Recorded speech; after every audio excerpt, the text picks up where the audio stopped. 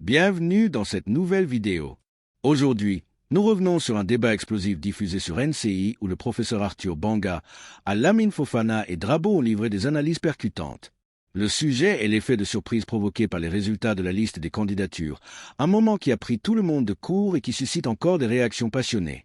Quelle vérité se cache derrière ces sélections? Quelles implications pour la suite?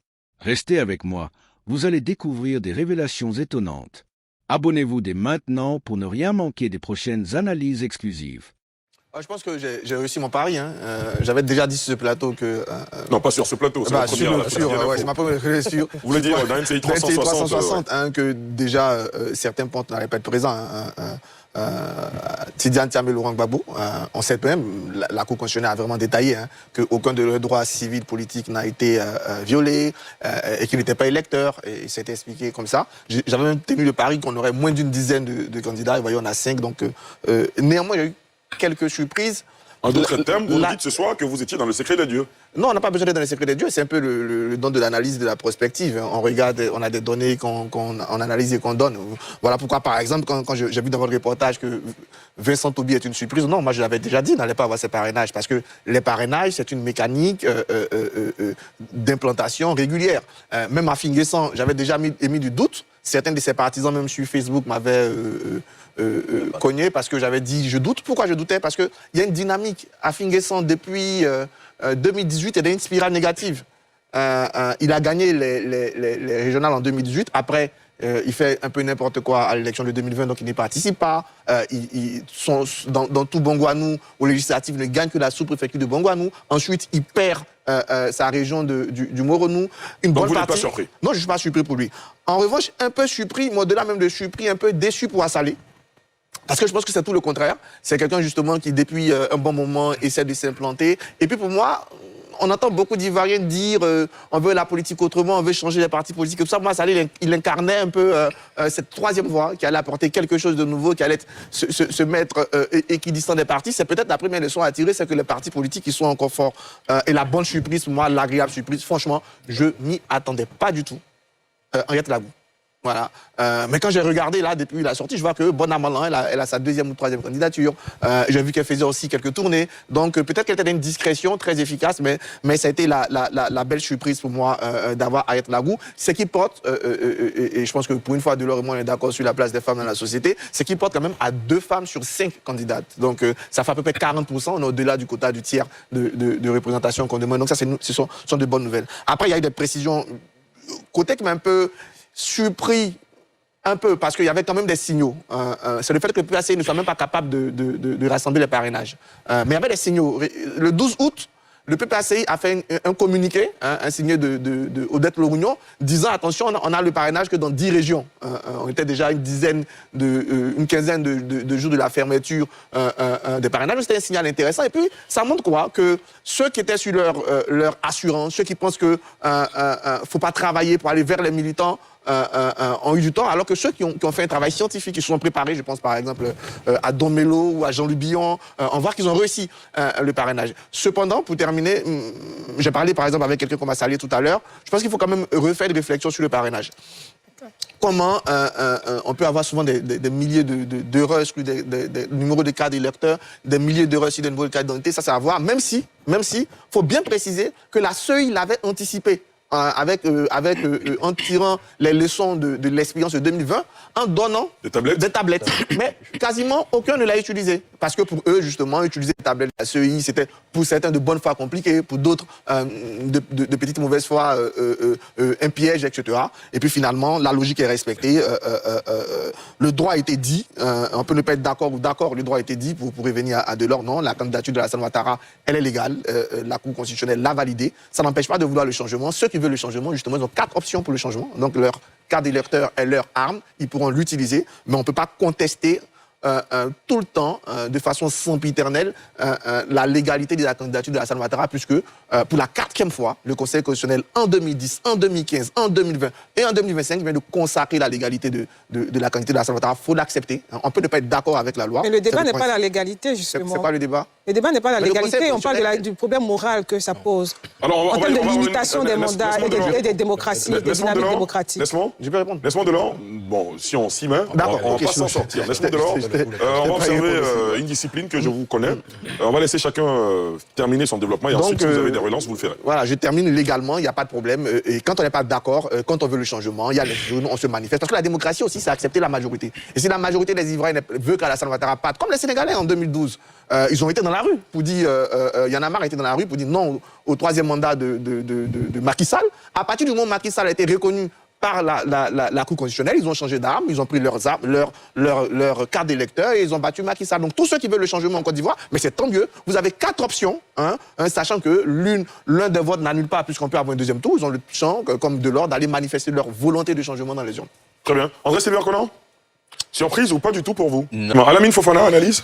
Bon, plusieurs sentiments se mêlent parce que la solennité de l'occasion fait que c'était quelque chose qui était beaucoup attendu. Parmi les 60 candidatures, je pense qu'il y a eu 3 types de personnes selon moi. Et ces candidats-là qui savaient, on a eu conscience que leur candidature ne serait jamais reçue parce que ne respectant même pas les conditions de forme à l'éligibilité. Et ces candidats-là qui étaient bien vus pour être dans le dernier carré, je pense à l'honorable Assalé Tiemoko, aussi le monsieur Afin Guessan qui, par contre, toute surprise, l'ancien préfet aussi d'Abidjan, la candidature n'a pas été retenue. Il y a aussi ces candidats dont la recevabilité ne souffrait d'aucun doute, comme le président Alassane Ouattara. Et pour moi aussi, Awadon Melo qui s'était pris peut-être un peu plus tôt, parce qu'au moment où il ouvre sa candidature de précaution comme une alternative pour le PPACI, et puis le temps de collecter les parrainages, peut-être qu'il s'était pris un peu plus tôt. Ce qui me réjouit aussi, c'est de voir qu'on a autant de candidatures féminines que de candidatures masculines. Donc 2 sur 5 sont des femmes, notamment l'ex-première dame Simone Veil-Gbagbo, qui fait preuve d'une résilience incroyable après le combat politique qu'elle a mené depuis l'ancien FPI jusqu'à aujourd'hui. Considérons aussi la rupture qui existe avec le président Laurent Gbagbo. Donc on voit que c'est vraiment une constance politique qui s'exprime aujourd'hui. Elle n'a même pas compati même au fait que le président Laurent Gbagbo ne soit pas sur la liste électorale, parce qu'aussi il y avait des questions de divorce et autres. Donc il faut saluer aussi cette constance-là et puis cette capacité de rétention politique avec l'âge qu'elle a aujourd'hui. En ce qui concerne Henriette Lagou, ce n'est pas une surprise parce que c'est la 2e femme de l'histoire de la Côte d'Ivoire à se déclarer une élection présidentielle après Jacqueline Louès. Donc même si elle pèse 1% du scrutin en 2015, elle est dans une constance où elle est permanemment en contact avec sa base. La difficulté au niveau du PPACI, parce qu'on s'attendait au fait que le président Laurent Gbagbo ne soit pas forcément retenu pour les nombreuses questions de justice qu'on sait, mais le X vient du fait qu'il n'ait pas pu rassembler les parrainages. C'est un peu comme dans le football. Avant le début d'une compétition, on a des favoris. Mais souvent, il ne faudrait pas que la volonté de remporter la Champions League nous fasse oublier qu'on doit passer les phases de poule. Donc je pense que le PPACI aussi s'est laissé emmener dans ce piège-là, où la lutte, la revendication et la dynamique politique par rapport à son éligibilité a fait en sorte qu'ils ont oublié le gros travail de terrain qui doit être mené pour recueillir les parrainages. Pour revenir sur ce que l'aîné disait tantôt, ce n'est même pas forcément une question d'utiliser les tablettes, parce que Jean-Luc Buenta ici, il dit que dans les zones reculées, il y a des problèmes de réseau. Donc c'est pénible même d'utiliser les tablettes. Au bout de 5 minutes, ça s'éteint, les informations se réinitialisent, il faut reprendre à zéro. Eux-mêmes à la base, c'était parti pour une stratégie biométrique, mais finalement, ils ont vu qu'avec le temps, c'est impossible, il faut prendre des choses de manière manuelle. Maintenant, après, en ce qui concerne le président Laurent Gbagbo, il faut que les gens puissent faire des débats de fond, parce que l'Ivoirien aujourd'hui a l'indignation facile. Il jette des suspicions a priori. Le président Laurent Gbagbo aujourd'hui, c'est des faux numéros de pièces d'identité à hauteur de 33 078, c'est des faux numéros d'électeurs à hauteur de 7 038, c'est des parrainages en double sur une même liste à hauteur de 37, c'est des parrainages accordés à un autre candidat à hauteur de 2458, c'est des régions et ou identités erronées à hauteur de 11 996. Donc il faut que les militants du président Laurent Gbagbo puissent faire une discussion de fond pour voir si effectivement ces chiffres qui ont été donnés par le Conseil constitutionnel là sont validés pour ne pas rester dans une suspicion perpétuelle quand il y a une quelconque opposition avec le président Alassane Ouattara qui peut-être a peur de l'affronter ou pas. Alors, le 10 septembre 2012, lors de la rentrée solennelle du Conseil constitutionnel, l'ancien président du Conseil constitutionnel, Francis Vaudier, a dit que le juge est un homme de droit et doit être droit. Il s'interdit de s'interroger sur la loi, il doit faire appliquer la loi et non s'interdire d'apprécier la loi, ce qu'il avait dit en substance. Et moi, je n'ai pas beaucoup de surprises, mais je me posais la question. Et à travers la décision qui a été rendue aujourd'hui, j'ai eu une certaine réponse à mes questions, notamment sur la crédibilité, la fiabilité des institutions de la République, pour nous permettre de croire encore plus à ces institutions-là. Il sera difficile de me convaincre que les décisions qui ont été rendues par le Conseil constitutionnel présidé par Chantal Danaba Camara sont politiques. Pourquoi? Parce que le Conseil constitutionnel qui donne l'opportunité à Alassane Ouattara, qui valide sa candidature en 2020, est présidé par Feu Mamadou Koné. Entre ce Conseil constitutionnel et celui aujourd'hui qui autorise à nouveau Alassane Ouattara à candidater, élimine aussi d'autres candidats, plus de 55 candidats, il y a plusieurs personnalités qui ont changé. En 2023, il y a 3 autres magistrats qui ont été nommés par le président Ouattara. La présidente elle-même a été nommée le 9 mai 2023. Donc ils sont pas, ces membres du Conseil constitutionnel ne sont pas acteurs de la décision ou des décisions de 2020. Parce que on a pour tendance de dire que nos institutions sont encartées dans les partis politiques.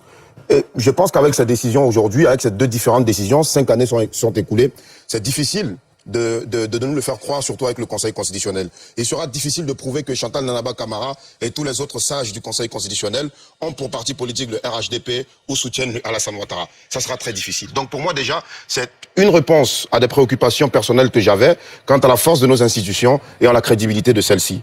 À côté de cela, non, pas de surprise. Les ténors qui ont été écartés, je pense que ça se présentait déjà. On avait le pressentiment.